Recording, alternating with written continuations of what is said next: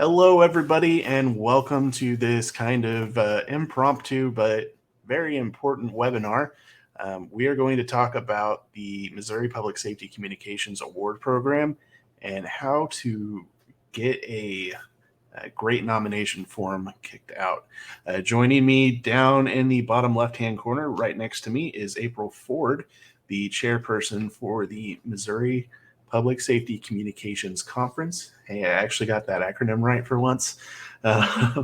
So we're going to kind of discuss a couple of different things on this webinar. If you have any questions, stick it in the chat. We are here to help you so that you can understand kind of what the nomination process is like, what we're looking for as a nomination or as an award committee, and what you can expect after the fact, like how long to potentially wait before you hear back on your nomination, and what the award winner gets. So we're going to just discuss a couple of items. First off is the composition of the awards committee so that you can kind of understand who's reviewing these nominations and picking the of the year award. We're going to look at all 8 categories, and then we're also going to look at the nomination form. We're going to discuss specific nomination fields and what we as a committee are looking for. And then we're going to discuss some kind of tips and tricks on how you can make your nomination stand out. Sorry, using my phone. I'm dropping my phone. You're good, April. So this is kind of the composition of our awards committee. We've got the 3 associations are all equally represented by their president and their vice president. And then April sits on there as the representative for the MPSCC. So we all get the nomination forms. We all get the completed nomination form to review. And then we actually have a pretty in-depth discussion through email. And then we have a pretty in-depth phone call that typically takes like 2 hours. It does. Unless we get a large number of nominees, and then it's going to go up from there. But there's some really good discussion that happens on these review sessions before we come to a consensus on who we're going to choose. April, you have anything you'd like to add on that? I just like to say we try to keep the awards nomination committee smaller. We've talked in the past about maybe adding additional people, but we haven't done that just because it is something we have to fly through so quickly, and we do sometimes get a ton of award nominations, and it does make it hard. We want to make sure that everybody who's serving on that awards nomination committee is able to dedicate the time to read through those nominations and really review them and take the time that's necessary to give each one their full attention. So we haven't added anybody to that, but if anything like that was to change, we would push something out on Facebook to let everybody know what we were doing. Yeah, good point. So we do feel that it is very important that everybody understands that even though these awards are offered through the associations and the MPSCC, nominees do not have to be a member of any of the associations. You do have to be in the correct category. So you can't be a frontline telecommunicator and get director of the year. That ain't going to happen. But the frontline telecommunicator or the director does not have to be a member of Missouri APCO, Missouri NENA, the 911 Directors Association, or any of our subsidiaries. It just doesn't have to happen. It's just who offers these awards. And I know sometimes there might be questions about what one might qualify for. I know there's a lot of PSAPs that might be at a police department and an individual who's actually running the PSAP officially, but may not have the title as manager. If you're trying to nominate them, that may cause some questions or some confusion. So we always invite anybody to send out either an email to one of us asking us, hey, does this person qualify for this director's award, or does this person qualify for this systems technician award? Either they can send an email in, or they could send a message over Facebook to one of us. And we're always watching that. The committee and the nominations committee are watching those things so that we can try to answer those questions as they come up. Because I do know that does get confusing. I know a lot of times somebody will be titled as a supervisor, but they're really managing that comm center. So, good point. So the award categories that we do have, we have 8 of them. We've got the Director of the Year, the Supervisor of the Year, the George Major Trainer of the Year, Team of the Year, Telecommunicator of the Year, Information Technologist of the Year, Radio Technologist of the Year, and Hero of the Year. Most of these mimic APCO International's award. That's kind of how we formed them. The only one that is specific to Missouri is the Hero of the Year award. And April, would you like to touch on the Hero of the Year award? absolutely. So that is dedicated to a child. And whenever we say child, that means teenager as well. So anybody under the age of 18 at the time of the call. So if they were 17 at the time of the call, but when you're writing the awards nomination, they're now 18 years old, or they're going to be 18 years old by the time of the conference. That doesn't matter as long as they were under the age of 18 whenever the call occurred. Somebody who went above and beyond. We know that sometimes our child callers and our teenage callers can be the best callers for us, and they do not get recognized enough. And it's just so important for us to pick them out of all of our individual calls and push them up to the front and say, you did a good job. And we've seen a lot of kids ranging from ages of 4 and 5 years old all the way up to the 17-year-olds. Last year, our award winner was a 17-year-old whenever she called in and helped her mom through the process to save her dad's life, who had a stroke and was unconscious, and picked up by some passerbys who, whenever he did it on a sidewalk in Kansas City. And her mom was on 911 with the PSAP local to her call from home. And her daughter was, her mom was on the phone with her dad whenever he had a stroke. And then her daughter, her 17-year-old daughter, called 911 local to their home and called in and went through the whole process. And that's why she was nominated for the award and ultimately received the award. But we've had everything from them being kind of that second party, third party, to them being that second party on scene with their parent and actually doing what was necessary to save a life, opening the door, unlocking the door for first responders, giving us all the details that we needed. And that's what we want with those Hero Award nominations. And of course, we're going to go through each one of those nominations for all the categories and talk about it, but that's what we look for. It's a great jumping off point for our next thing. So here is our lovely website. That is specific to the awards. And you can find this at mpscc911.org/annual awards. And I am actually going to stick that in the chat real quick for anybody who is watching. That link will take you to this website. This website has all the information on what our award categories are, what constitutes as a director. And again, as April said, these are suggested terms. They aren't all encompassing, because if they were all encompassing, the page would probably be like 15 times larger than it is right now. Okay. And then it also has the nomination form built into this website. And then when this webinar gets completed, it's going to be added to this website too, so that you can share this page with all of your coworkers and friends that you want to, and they can watch this webinar and have a better understanding of how to create a nomination. So again, just a brief overview of who provides these awards and then the 8 categories. So we're going to start out with Director of the Year. And kind of on our nomination form, we have these listed out as well. But Director of the Year is a director, assistant director, executive director, all that stuff you see there. But as April said a few minutes ago, it's anybody who is tasked with overall management of a center, right? Correct. Okay. Do you have anything else you want to add about this category?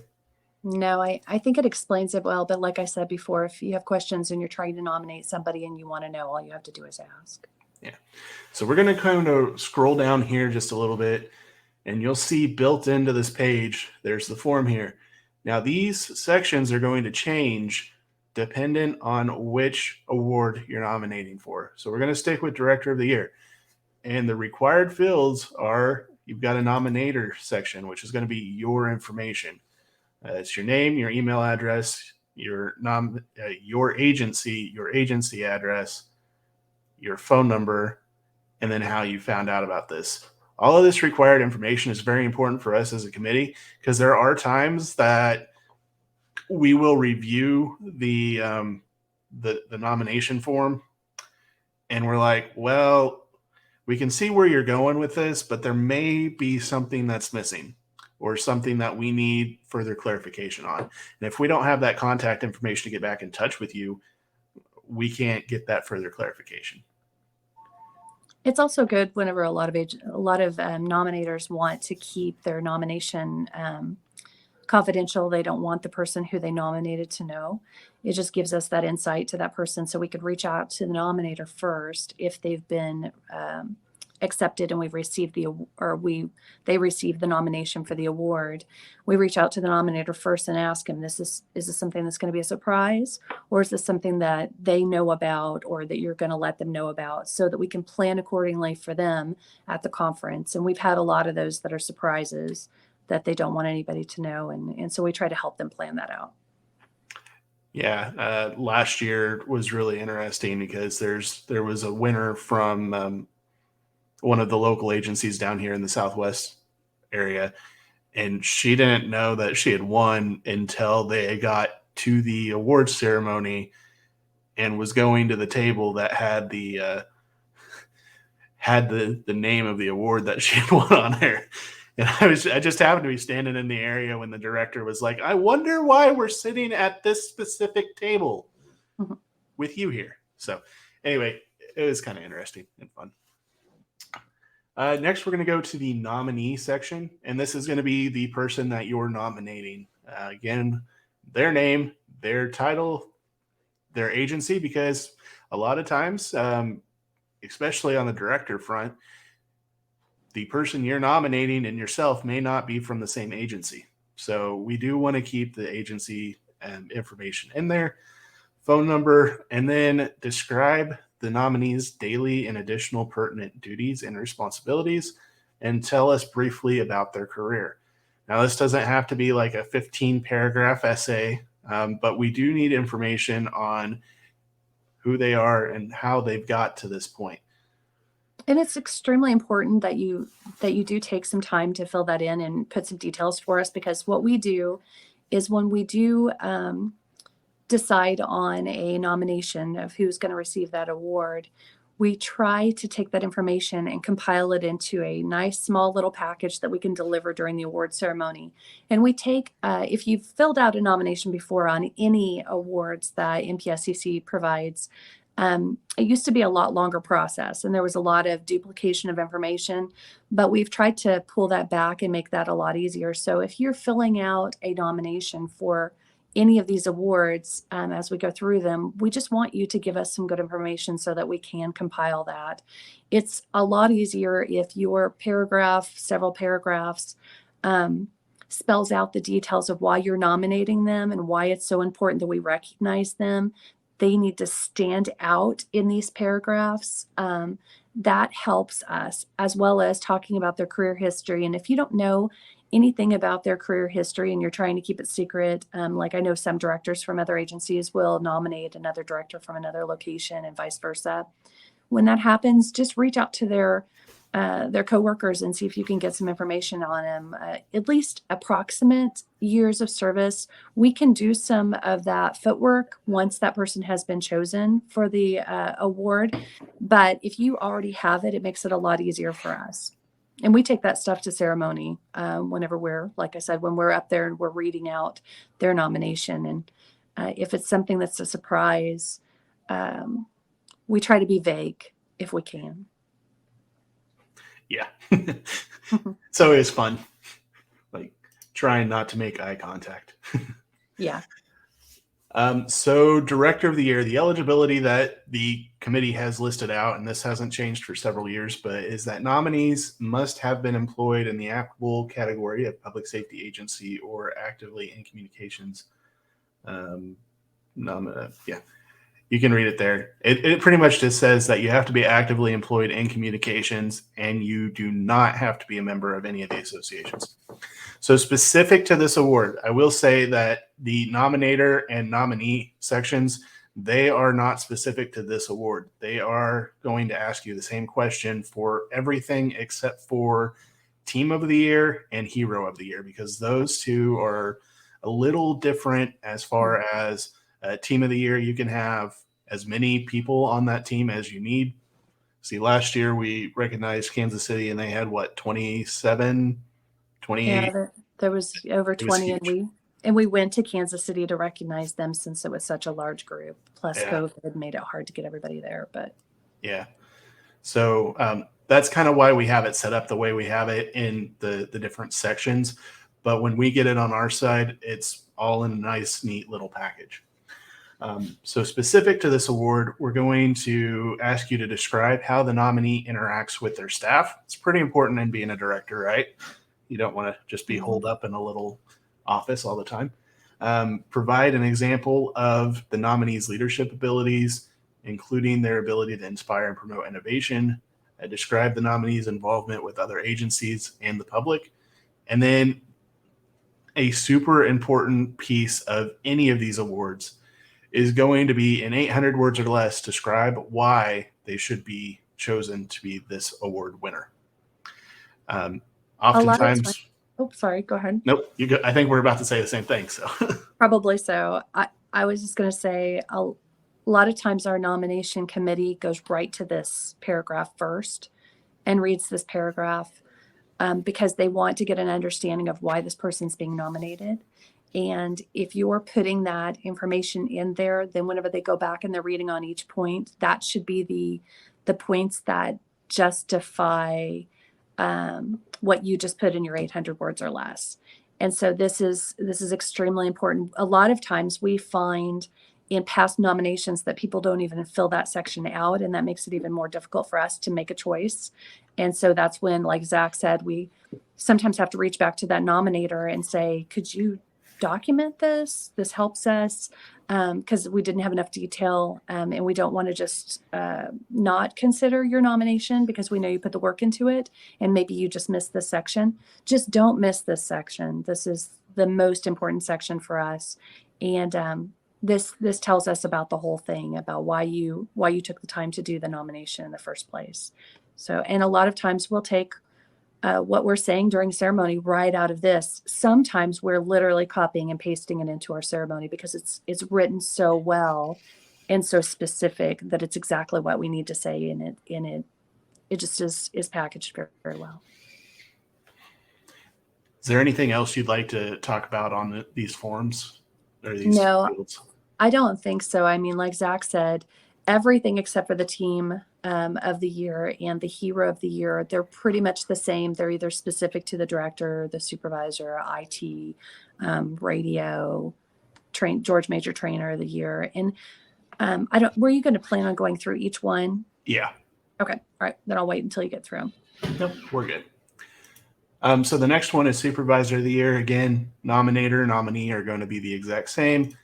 Supervisor, this one actually has a little bit more on the eligibility listing, and you can read that under this section. They plan, organize, establish objectives, resolve difficult and complex operational issues, participate in administration of communications center, and supervise one or more employees. And then there's a bunch of other stuff that I'm not going to read word for word. But the three fields on this one are describe the nominee's ability to interact with others and successfully forge positive relationships with individuals at all levels, including citizens, subordinates, peers, administration, and other entities within the profession. Describe any attributes, actions, or practices that make the nomination or nominee exception. That's not worded very well. I'm sorry. Describe any attributes, actions, or practices that make this nominee exceptional when compared to other PSAP supervisors. And then in 800 words or less, describe why the nominee should receive this award.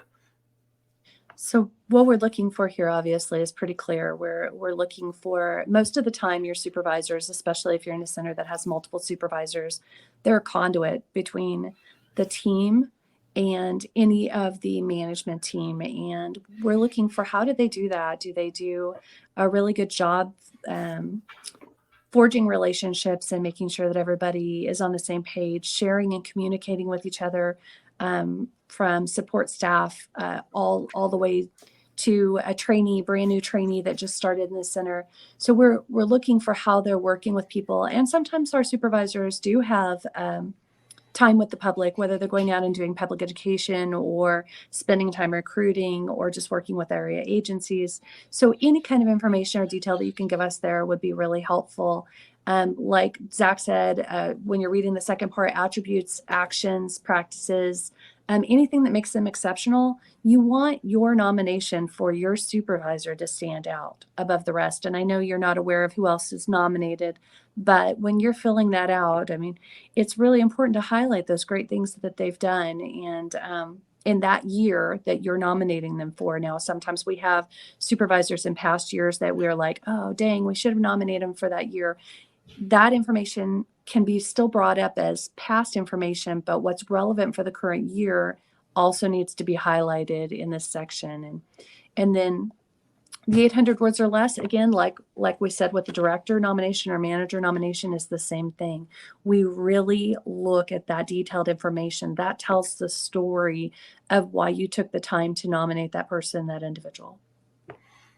In April, I think we should also take this time to kind of explain what the year is, because it doesn't fall from January to December 31. It kind of goes from the end of the last conference to, I think we set the cutoff date for January 31. Yeah. Right. Yes. So it is going from the last conference, that last year of conference. We're recognizing those people from conference to conference. Essentially, we're recognizing that as a year. But like I said, if there's something that they've done in the past that leads to, you want to just highlight the fact that throughout the years they've consistently been this amazing leader and they've done these great things for their teams.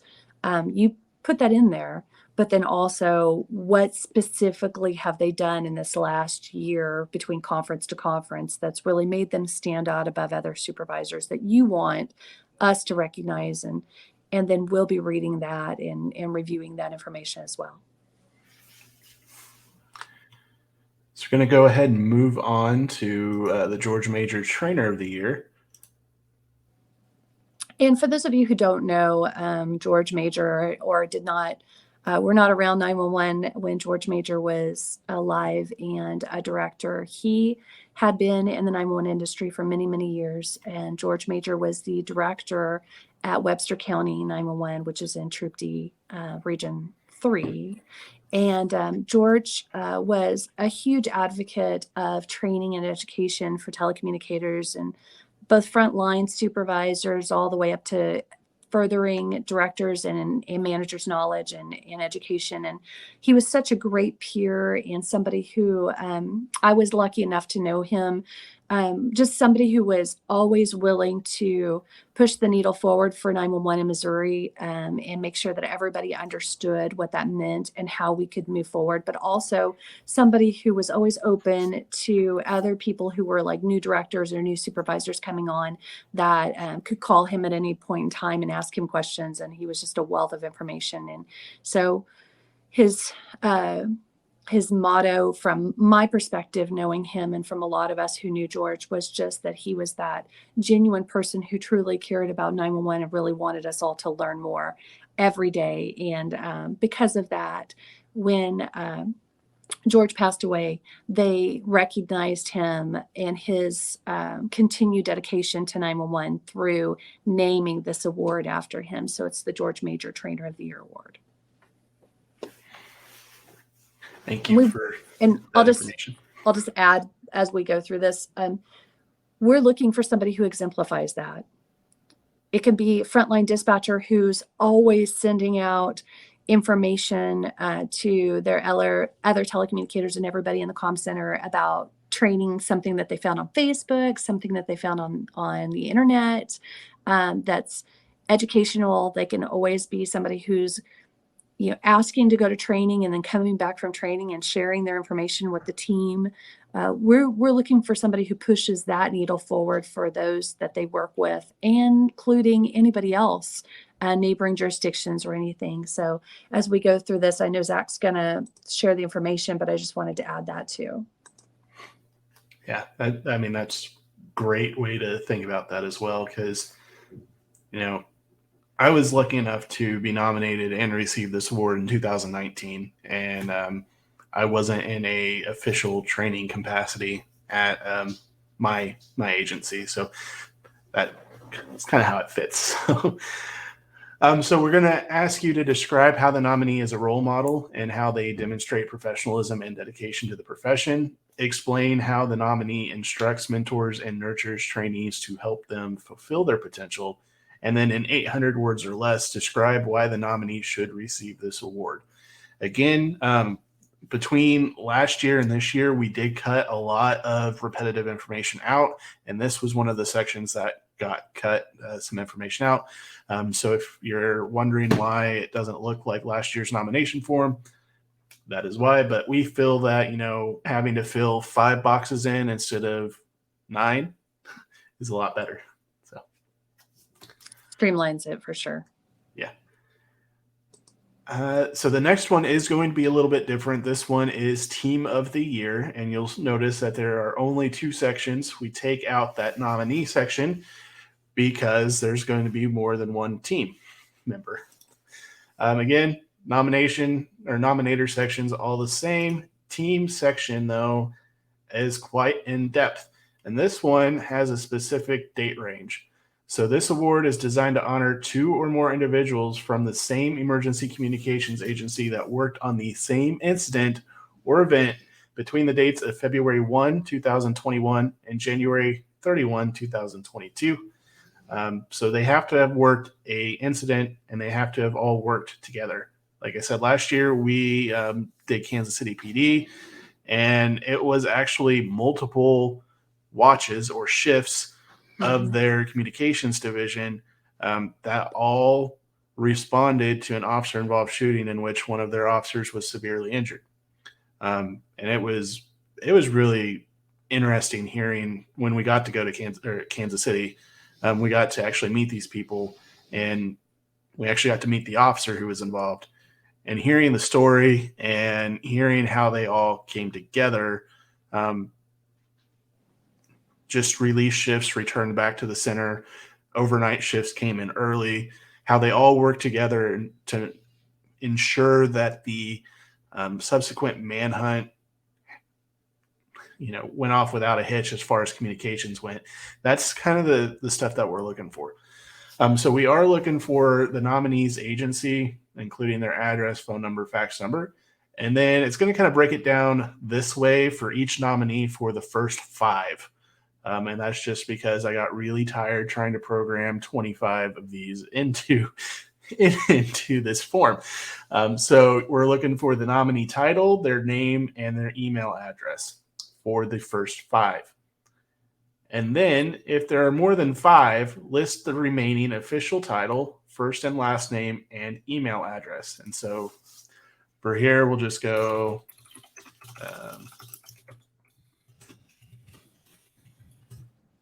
and then email.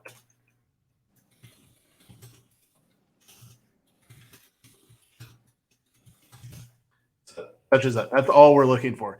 And that just gives us an idea of who else is involved and a way to get in touch with them. And with the team award, it's important to note that this is a team award. So when we do present the award, it's one plaque that goes to the PSAP where the team works. We've had some team nominations in the past where by the time we got around to the conference, those who won the team award were no longer a part of that team. They'd moved on to other PSAPs or moved on to other jobs. And I know that makes it hard, but that doesn't mean that we won't bring them back or offer for them to come to the conference. to be able to accept the award. And that center accepts the award on their behalf as well, because we recognize that although the team that's physically working in the room is the one working the event, it also takes that entire PSAP and the center's management and leadership to give the team the ability to do what they did. And so that's where that team award lands, and that's where it resides. It's one plaque, but we do put all of the names on there. Like Zach said, we had the Kansas City team and all of their names were on that plaque. And that's something that can stay with your department for years to come. But I wanted to make sure I made that really clear. Otherwise, the continued boxes are to list a brief description or I'm giving you a break, Zach. List a brief explanation of nominees' duties, responsibilities, how long each member has been doing this job, as well as their previous public safety communications positions held. And you could do that in a list form or in a paragraph form. It doesn't matter either way, as long as you separate it out between each individual nominee, so that we can actually identify who had 10 years, who had 20 years, who was at 3 PSAPs, who was at 1 PSAP. The next one is to provide an overview of the incident or project that the team members were involved in. If there's multiple incidents and projects, that's fine. Just spell out what each thing is. Otherwise, just list what actually happened.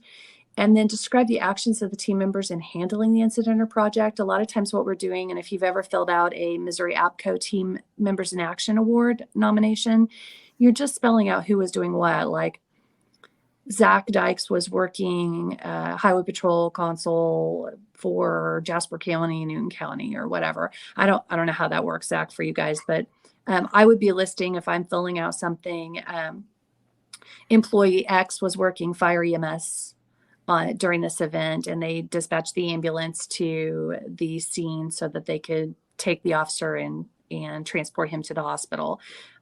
Dispatcher Y was working Jasper County Sheriff's Office. They were the ones who took the initial response from the officer that there was an officer down, and they informed dispatcher X to get an ambulance and EMS rolling, fire and EMS rolling. So you can describe it that way, and then that spells out each individual team member's responsibility during that incident. And then explain how the actions of the team members impacted the outcome of the incident or project. List how demonstrated efforts were above and beyond the normal day-to-day work, and how creativeness, initiative, and the ability to think outside of the box impacted the outcome of the incident. Every day, our people are heroes, and we know that. And every single call can be an incident that constitutes a nomination for some type of an award like this. We're looking for you to make that impact on the nomination committee so that they recognize that this is something different, above and beyond, not to downplay any of those incidents where our people behind the headsets are heroes, but to just make it stand out. So make sure that whenever you're putting that information in there, that it does stand out, that it is showing how they impacted the outcome, specifically based on what they did and the steps that they took. And then what sets the incident, event, or project apart from others that the team has been in that would warrant recognition from the Missouri Public Safety Communications team, as the Missouri Public Safety Communications Team of the Year. So again, just impactful statement here. And that's kind of where that, in the other nominations where we're asking for 800 words or less, put that information in here. That really does help us to identify how this differs from maybe another nomination and stands out. And if you have sent in a nomination for Missouri APCO's team members, Teammates in Action. Teammates in Action, you might turn right around and redocument all of that information right in this nomination. They don't cross over, but they could be duplicates because MPSCC is different. But just make sure you're filling that documentation out for us so that we can see that and we can see exactly what happened to make this one stand out from the rest. Anything else there that I missed? No, I think you covered everything. That one is a long form, so I had to scroll up quite a ways. So for the Telecommunicator of the Year, we're back to the top two being there. And then the Telecom is just going to have exactly what they should be tasked with. And then we're going to ask for you to describe the nominee's personal and professional interaction via radio and telephone with clients and members, because we are looking for professionalism, and sometimes professionalism does not come across the radio very well. Not saying that I've ever done that or anything. Describe the nominee's overall performance throughout the year. This is very important because we are looking for the Telecommunicator of the Year for the state of Missouri. There are 1,200 members in the emergency communications profession, roughly 1,200 members in the state of Missouri. So we are looking to name one of those people as the Telecommunicator of the Year. So it's very important that we get a good, like April said, impactful statements on why we need to choose them. So overall performance throughout the year, and then the 800 words or less essay, those are going to be very important. Explain how the nomination exemplifies the word customer service, skills that are often define how the calling public and the public safety agencies that are dispatched perceive call takers and dispatchers. Wow, April, that's a very, very important thing currently, isn't it? Because what are we trying to do across the nation? We are trying reclassify. We are trying to be recognized for what we really are. And so that is just identifying there exactly why we deserve that. So, we at the association level, we like to utilize these awards as an education opportunity for the public and for our partner agencies.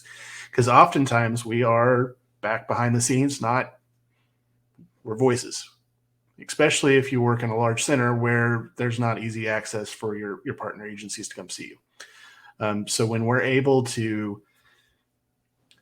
publicly recognize people for what they've done during the year or during their career, and we're able to explain how their action in a specific circumstance has positively impacted that whole incident, we're able to better explain and better educate our peers and our public why we should be those true first responders, or included in that first responder.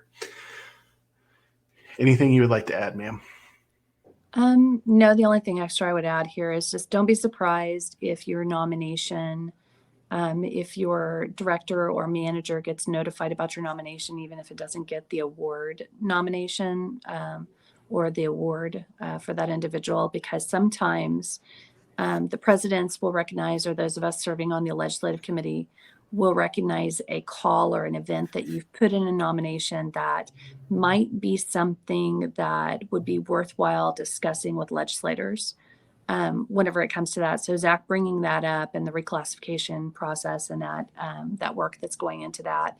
Sometimes your stories and the incidents that you're giving are what our senators and legislators need to hear. And so sometimes they'll go a little bit further and move into another realm. Yeah, we may have done that with some teammate in action stuff this year. So, yeah. And we've done it in the past with Hero of the Year awards for kids and children. Just trying to make sure that they understand that this is not just adults that call 911. This is kids that call 911 too, and that it's worthwhile to continue to look for funding and to try to help take care of the 911 centers.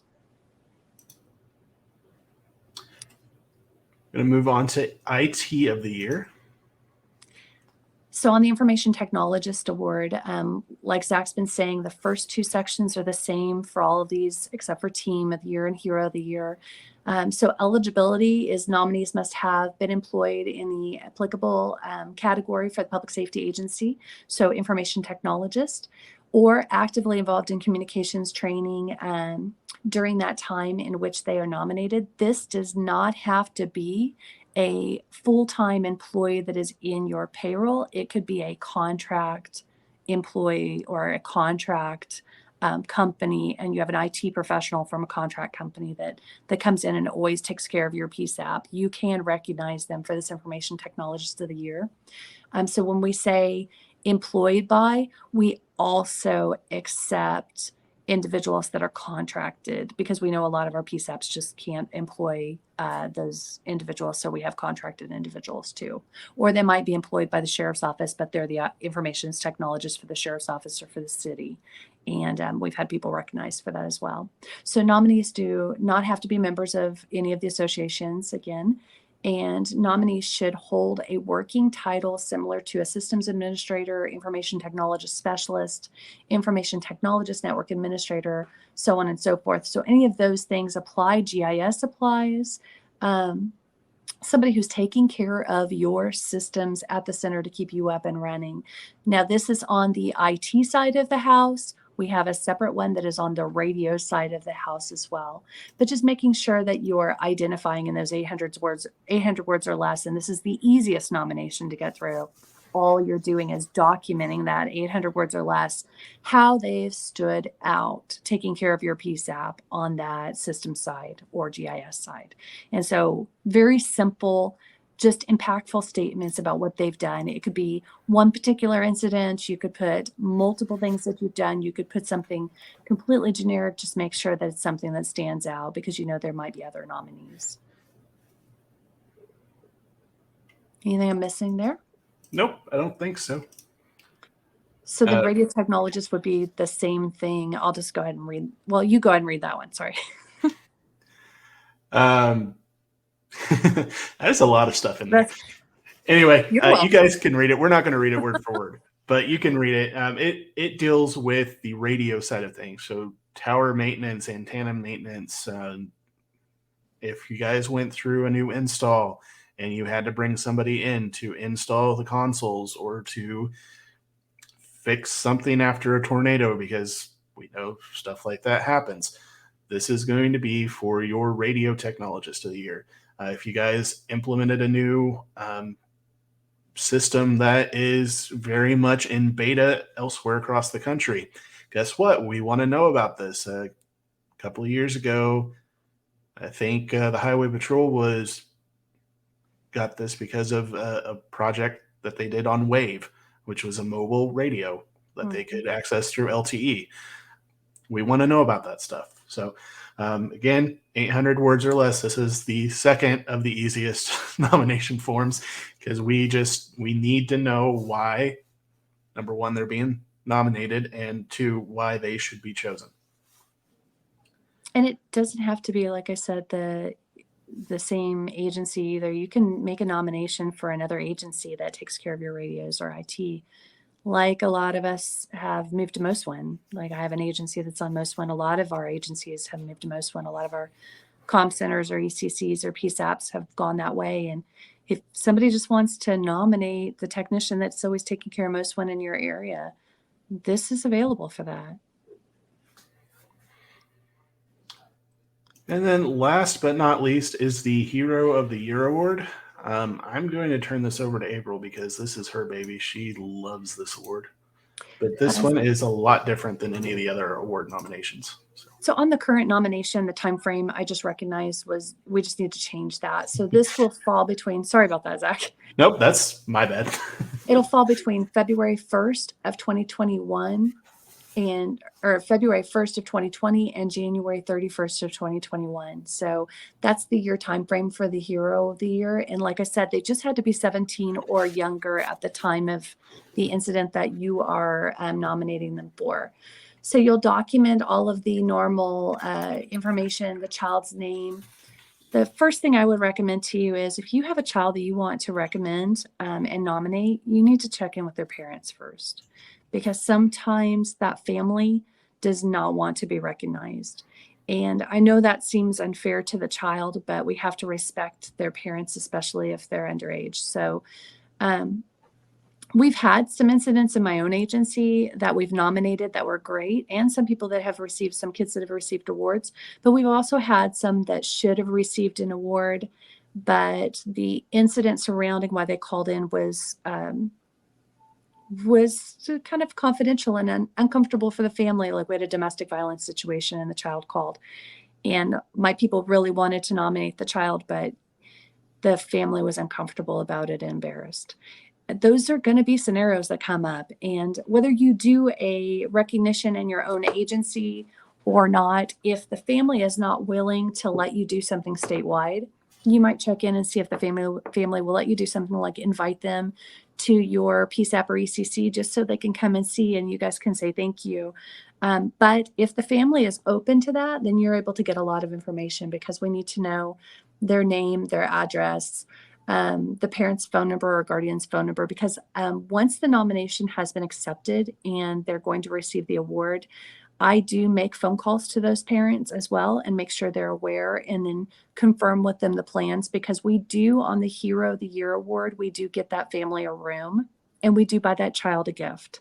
And all of those things are extremely important. And we recognize the child heroes in a way that we don't recognize the other award winners. And so I want to spell that out for all of the other ones. But right now, I just want to say, because of that, I am trying to get their family here so that they can, or not here physically, but here at the conference at MPSCC Spring Conference, so that they can watch their kid go up on stage and receive that award and be recognized for something amazing that they did to either help save a life or get help to individuals who needed that. And that's very impactful for that child, for them growing up, that they remember that they were recognized for doing something good. And that's what we always want, is we want our kids to know that it is okay to call 911. It is okay to call the police department, the fire department, EMS in an event like that where they're scared.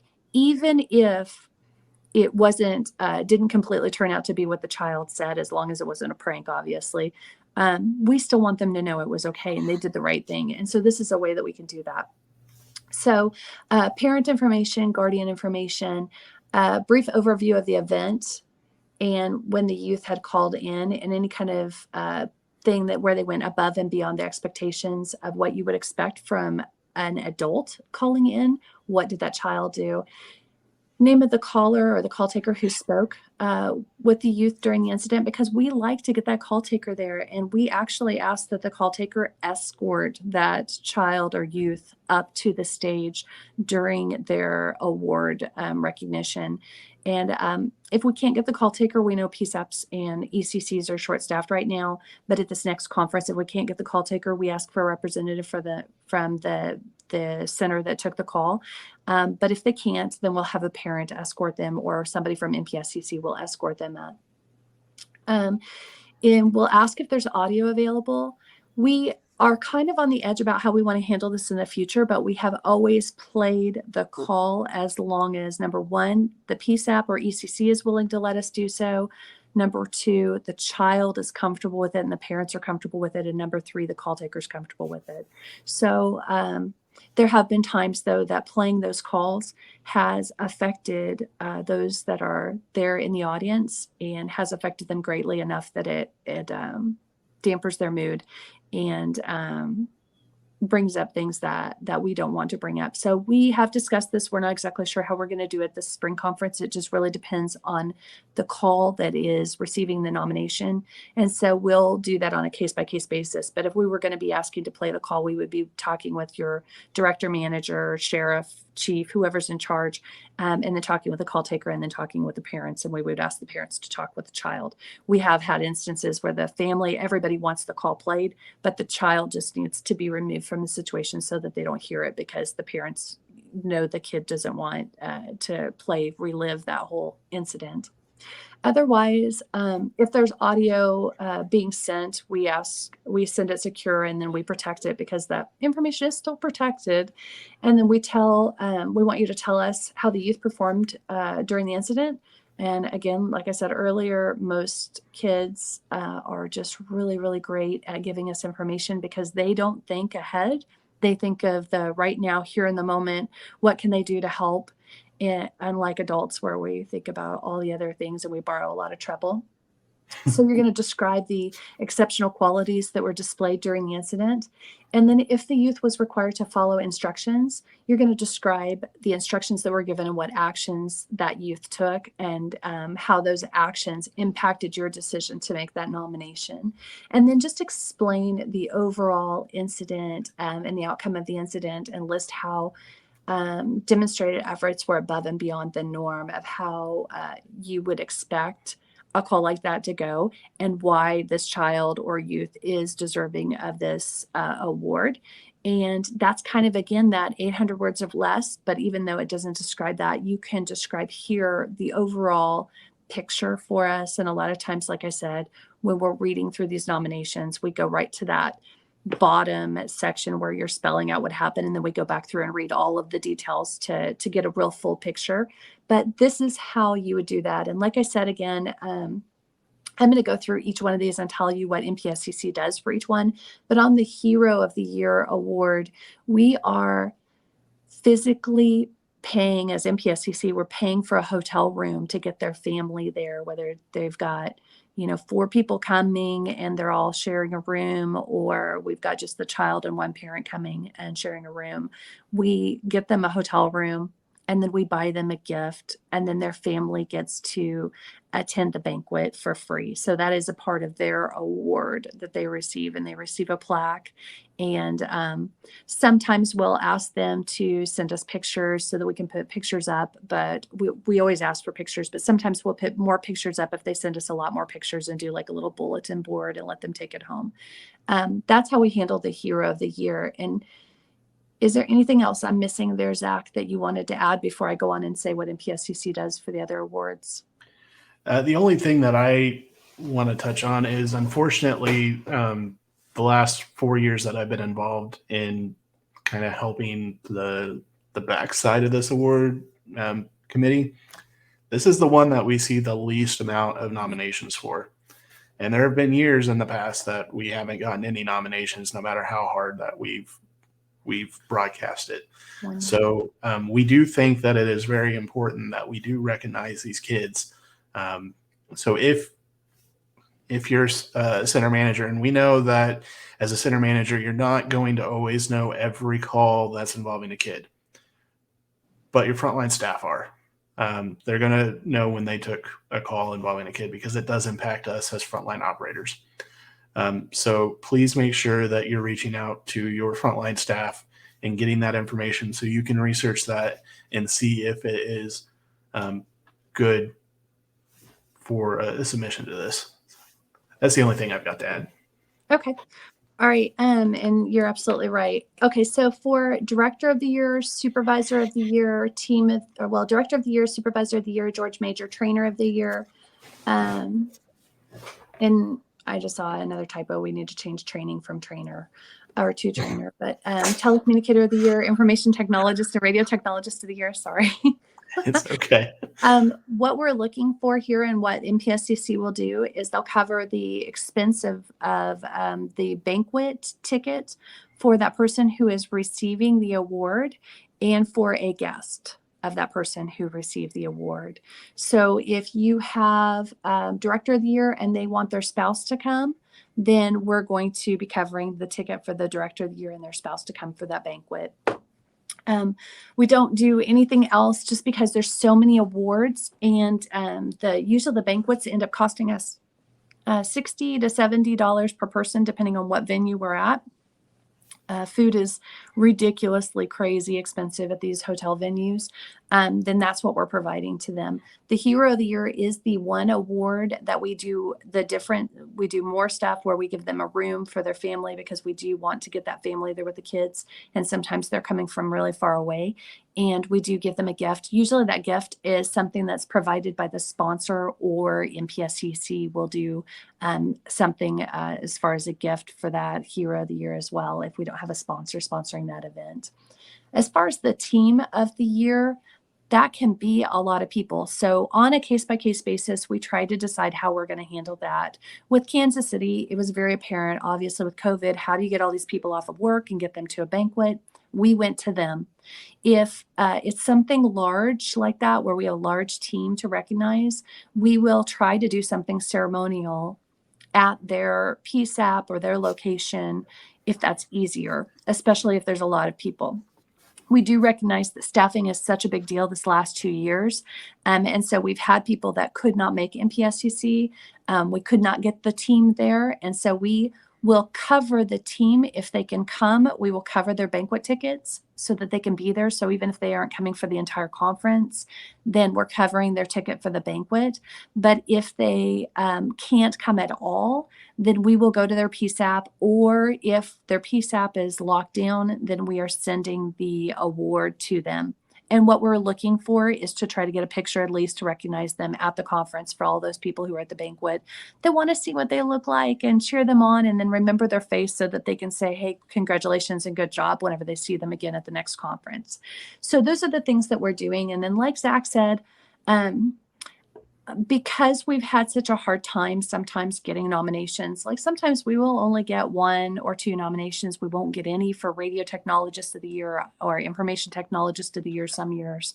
Hero of the Year is a hard one. We get 1 nomination here, maybe 2 nominations, but we have had a year that we didn't get any nominations. We just don't want to see that. We know in all of our PSAPs or ECCs, there is somebody to nominate. What happens is we get really busy and we forget. So I would challenge you guys, anybody who's on this call that's a director, manager, or supervisor. Number one, when you know nominations are sent out, if you're following us on Facebook or if you see the posting, the emails, anything on any of the association's emails or MPSCC's emails, send that out to your entire team. Let your team know there are nominations out and available. What I hear oftentimes is telecommunicators saying, especially frontline telecommunicators saying, I didn't know I could nominate somebody. I was waiting for upper management to nominate them because I didn't know it was acceptable for me to nominate them. If you're going to nominate somebody and you're not sure, you should always talk to your supervisor or management. But as a manager or a supervisor or director, I would encourage you and challenge you to make sure that you pass that information along to your people, because it lets them know they are involved and they have a say, that their voice does matter. And I would also let them know that if it's okay to do that, even if you guys can't get out of the center because you're short-staffed, that they can still receive that award in a way where we either come to them and deliver it or we mail it if you're locked down. They do not physically have to show up to receive that award. We still want the nominations. It still matters. We still take them into consideration if they cannot physically be there. That is all acceptable. The other thing I would say to you all that's on this call, or anybody that's watching this later, pre-record or after recording, is if you have a good call that's impactful, you see the team do something amazing, you're a part of a team that does something amazing, you see a supervisor just really just being amazing and motivating and being just a great leader, or you've got a manager or director who's just done everything that you would have expected and more and helped you grow, information technologist or radio technologist or trainer that's just standing out above the rest, send yourself an email reminder, put yourself a reminder event in the calendar, do something, send management an email and say, hey, when this email comes out for nomination for this next year's conference, I want to remember, I want to recognize this call, this date. Print the call card, stick it in your mailbox at work or your locker at work, whatever you have to help you remember that event, because we get busy and we go on to the next call. We forget.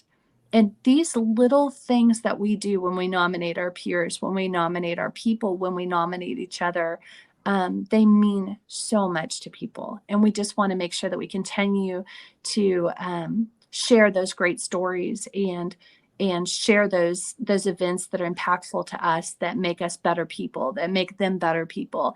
And we want to recognize them for the job that they do well. It's not hard. It's really easy to forget when you go on to the next call and you get busy. We just want to not forget them. I will say that if you are members of Missouri APCO, you will probably get a lot of emails here in the next month and a half, just reminding you that the nomination form is open, because we really want to see what all amazing stuff is happening. And we don't want, like April just said, we get busy and we forget. We don't want you to forget, and it's easy to do. So we are going to take just a moment to kind of review one nomination from 2 years ago, just to kind of give you an example of what I don't want to say a great nomination form looks like, but what a good nomination can look like, to kind of give you a better idea of what we might be looking for. So this was the nomination for the 2019 Director of the Year. And I'm cutting out a lot of the stuff up top because that's contact information, and I don't want you to see that.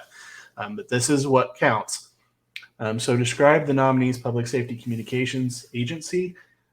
You can see that this nominator says that Berry County E911 covers 791 square miles of possible emergencies. It's a little funny, but it's also giving you direct information on how large of an area that they cover. It takes all 911 and non-emergency calls for Berry County except for the city of Monette, and provides 13 fire and first responder agencies, 16 law enforcement agencies, and 2 ambulance districts. They handle over 8,000 calls each month. So that's great information for us, because that gives us kind of a bar that we can look at between the different nominations, but it also provides us very good information about what this center is and what their mission is. Describe the nominee's daily and additional pertinent duties. It says Mike directly coordinates all activities at Berry County E911. He creates policy, affects procedure, purchases equipment, manages personnel, serves as a liaison to the public, and has the responsibility for all fiscal management, planning, and legal compliance. He oversees all maintenance and record keeping and statistics. Mike keeps the board of directors apprised on all facets of 911 center administration. He is available 24/7, 365 to his staff, board, and other members of the emergency service family. Then a brief history. And he started in 2004 as a sign installer. Yes, a sign installer in Benton County, where he later became a 911 call taker and dispatcher. In July 2007, he began his career with the Berry County Emergency Services as a GIS coordinator, and he worked diligently in that role for 3 years before accepting the role of executive director in 2010. So again, it's not a huge detailed history, right? It was very brief, giving us everything that we need to know. Describe how he plays as a team player. This nomination came from another agency, and she specifies that. I can't tell you specifically how he works in-house. He does bring treats to his staff, though. But at the regional level, he is dedicated to working and serving Southwest Missouri, specifically Region D. While he must keep Berry County interest in foremost, Mike realizes that as a region, we have a much greater impact on the services when we work together to serve our citizens and each other. He has selflessly served as the president of the Missouri 911 Directors Association, putting countless hours to assist legislation and keeping all PSAPs informed. He has served at the forefront of a multi-PSAP 911 telephone system that went live in 2018. This system, over 3 years in the making, should serve as an example of how more we can attain together if we just stay focused solely on ourselves. Continuing with the multi-PSAP 911 phone system, Mike's extensive knowledge has been an invaluable resource. He works his schedule around the group and is always ready to find answers for all involved. He attained his EMP certification several years ago and continues to raise the bar for himself, his agency, and his peers in regards to training, education, and legislative efforts. This guy will roll up his sleeves and dive in. Again, this was all of the first section. This was all of the nominee section. So now we're going to move on to this next section, which was the actual award. So describe how the nominee interacts with their staff. I asked his staff to answer this for him. Again, this came from a outside person. So their reply was firm but fair. He is described as thoughtful and consistent. He spends his time without micromanaging. And I believe they see him as a qualified and trusted leader who empowers them with the tools and confidence to succeed. Provide an example of his leadership, including their ability to inspire or promote innovation. Under Mike's management, Berry County E911 has obtained its ACE for medical dispatch, and they are trained in fire, medical, and police dispatch. He has led 8 PSAPs in a multi-PSAP 911 telephone system implementation, a relatively new operational concept and structure for our area. He's led the Directors Association with recent focus of legislation for 911 funding for our state, spurred by the identified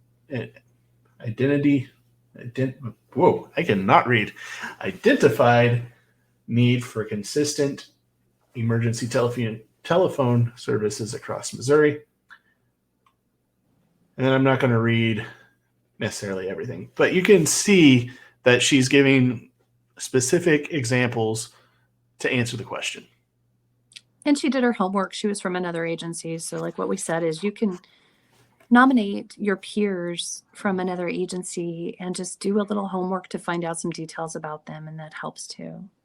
And this was an old nomination form, so it had a lot more information that we required. But all the same still applies. This is a good nomination. And Mike went on to win the nomination and the award for Director of the Year that year. So just kind of closing up, because we did go over just a little bit. I like to talk. Me too. You should see us when we get together at conferences. It's like nonstop. Anyway, so on the MPSC website, we do have a history for most award winners for the past 15 years, I think, or 15 plus years, starting in 2001. And I think it goes all the way to 2000. Oh, well, I guess that'd be 10 years. Good math, Zach. Good math. Anyway, so you can take a look at all of our past recipients. 2011. You can also take a look at some photos from different awards, like this lovely one in the Kansas City region with this fat guy talking with his eyes closed for whatever reason. So yeah, just go ahead and check it out. You can see a lot of good information. Don't forget, deadline is February 1 at 11:59. When that time hits, the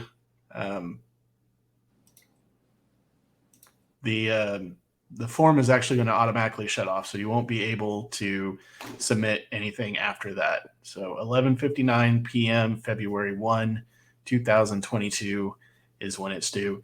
And then just for further clarification, when we talked about composition, you saw that there were about 7 people involved in this.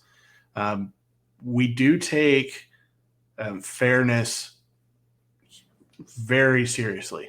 Mm-hmm. So there are times that, April, somebody from her center may be nominated, or somebody from the highway patrol that I know specifically may be nominated. And when that happens, we take ourselves out of that particular award. Unless we are asked for a fair opinion on something, we're not involved in that award decision. And we think that that's the best way that we can do that. It's usually only for clarification purposes. Otherwise, we're recusing ourselves. Yes. Thank you. I couldn't think of the word. No, you're right. You're right. So and is there anything else you would like to add? No, we usually try to turn it around pretty quick. So once February 1st ends and February 2nd happens, I'm sending out an email to the team to try to schedule a date to sit down and discuss everything that they've read. I give them about a week to 2 weeks to do so. And then we usually try to turn out notice to all the award winners 2 weeks later and not longer than that, because we want you to know if you're going to be sending somebody or if you're trying to schedule to send someone. And we know that that usually is going to take a little bit of time. And our conference is going to be the 13th through the 16th of March in Branson at Chateau on the Lake. So if you haven't looked it up on MPSCC's MPSCC911.org, go on and look it up. You can get the details there. You can register online for the conference. If you've already registered for the conference and you're nominating somebody for the award, that's not a big deal. And just remember, if you have questions about the award nominations, you want to ask, don't hesitate to send us there's an email contact on the website, or you can send us a Facebook message and give us just a little bit to get back with you, but we will get back with you. Or you might have some of our email addresses. Just send us a direct email, or if you have my cell phone, you can always call me. I don't mind answering or texting to get those questions answered for you guys so that you can get that done. Okay. Well, I will give just a second for any questions. And while I'm waiting on that, April, thank you for taking time on your day off right before Christmas to come do this. Thank you for setting it up. Oh, yeah, no problem. I like doing this stuff. So I'm not seeing any questions. So we're going to go ahead and end. I hope you guys all have a great holiday, both Christmas and New Year's. Be safe. Happy holidays. Please be safe. But yeah, we'll see you guys soon. Thank you. Bye. Thanks, April. Bye. Thank you.